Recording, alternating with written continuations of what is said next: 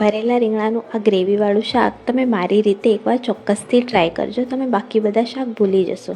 તો સૌથી પહેલાં મેં અહીંયા શેકેલા તલ અને સિંગદાણા લીધા છે.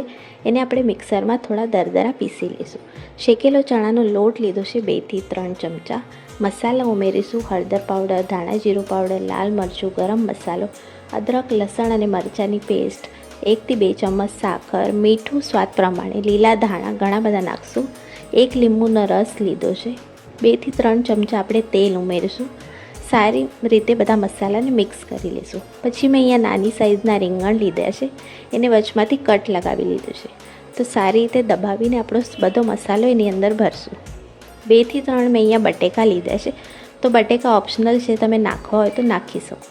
કઢાઈમાં નાખશું 2 થી 3 ચમચા તેલ. જીરાનો વઘાર કરીશું.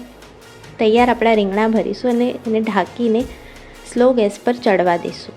વચોચમાં એને હલાવતા રહીશું. પછી આપણો બાકીનો મસાલો એમાં એડ કરીશું અને સારી રીતે મિક્સ કરી લઈશું. બટેકા ઉમેરીશું અને થોડું ગરમ પાણી નાખીને એને રીંગણા સારી રીતે આપણા પાકી જાય ત્યાં સુધી ચડવા દઈશું.